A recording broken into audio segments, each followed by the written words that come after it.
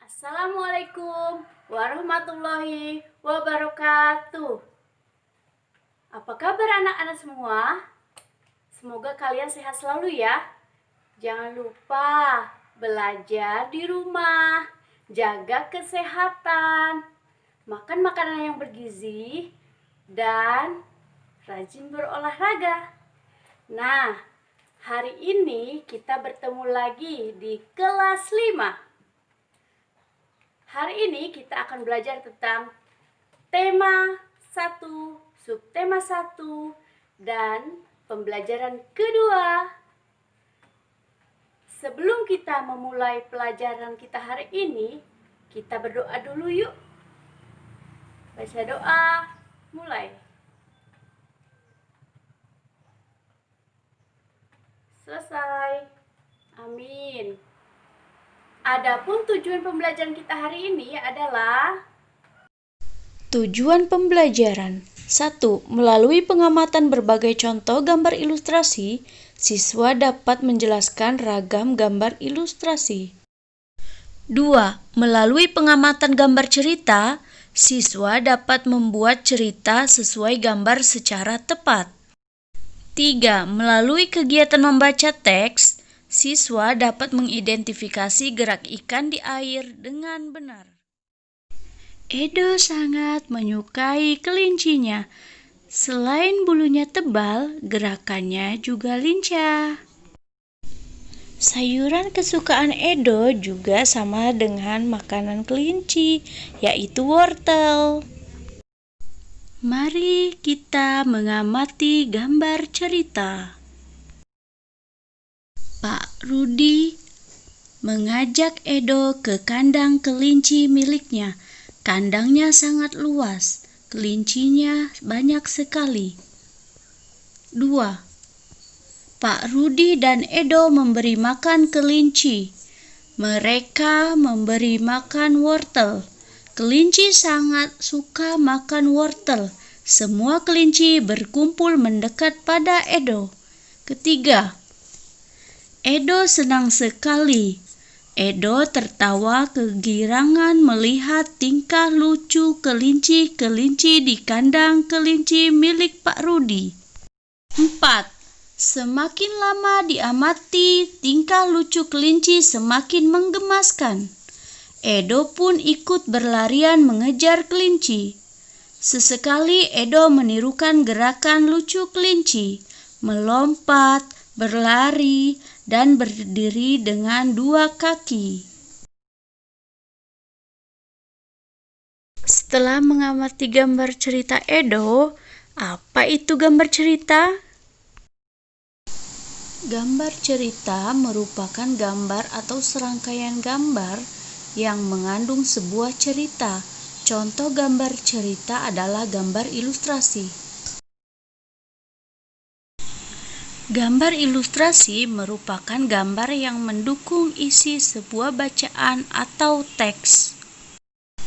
Gambar ilustrasi dibedakan menjadi 2, yaitu gambar yang berupa foto dan gambar tangan. Ragam gambar ilustrasi. 1. Cergam. 2. Komik. 3. Pamflet. 4. Sampul. 5. Kartun. 6. Karikatur. 1. Cergam cerita bergambar. Fokus pada narasi dan teks cerita. Gambar hanya pelengkap. 2. Komik. Gambar yang berurutan membentuk alur cerita. Teks ceritanya padat dan ringkas. Disampaikan lewat percakapan bersifat lucu dan menghibur. 3. Pamflet. Selebaran berupa tulisan, ada yang disertai gambar, ada yang tidak. Pamflet bertujuan untuk menyampaikan pesan atau informasi kepada pembaca. 4. Sampul. Sampul adalah bagian dari buku berupa gambar ilustrasi yang mewakili isi buku tersebut. 5. Kartun. Gambar lucu yang mewakili suatu tokoh karakter, peristiwa, atau kejadian tertentu. 6. Karikatur. Gambar yang menunjukkan objek seseorang dengan karakter tertentu. Karikatur dibuat mirip dengan objeknya, tapi tidak membentuk jalinan cerita. Jadi, bagaimana cara membuat gambar ilustrasi? Pertama, kita siapkan kertas, kain, atau kanvas.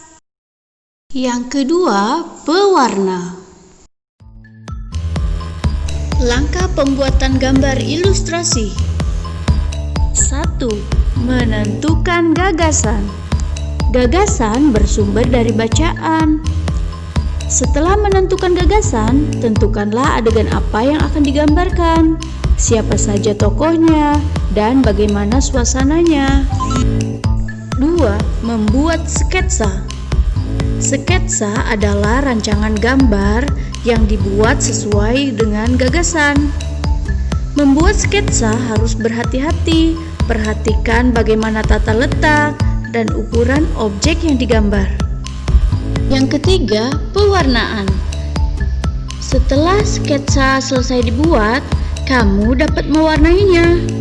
Pewarnaan dapat dilakukan dengan 2 cara. Pertama, memberi warna sesuai dengan aslinya, dan kedua, memberi warna berdasarkan imajinasi sendiri. Dalam pewarnaan, kamu dapat menggunakan cat air, cat minyak, pensil warna, spidol, dan lainnya. Edo telah membuat gambar ilustrasi dengan tema hewan kesayangan.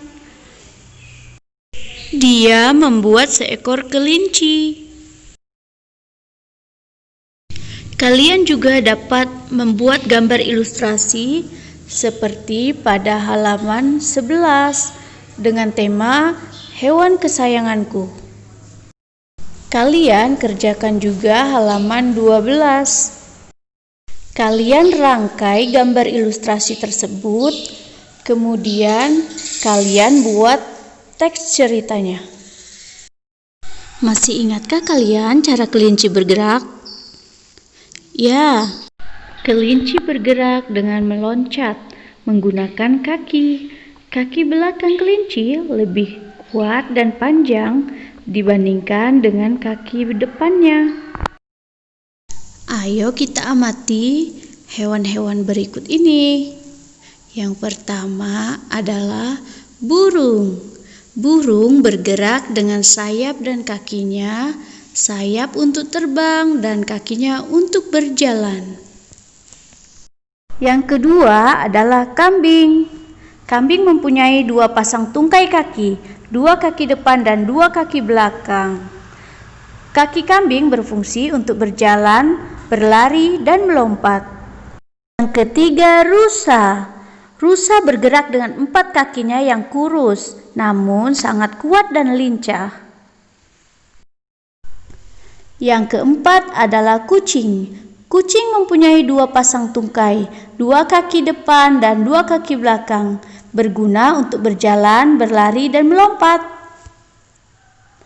Yang kelima adalah kadal, memiliki 2 pasang tungkai depan dan 2 tungkai belakang.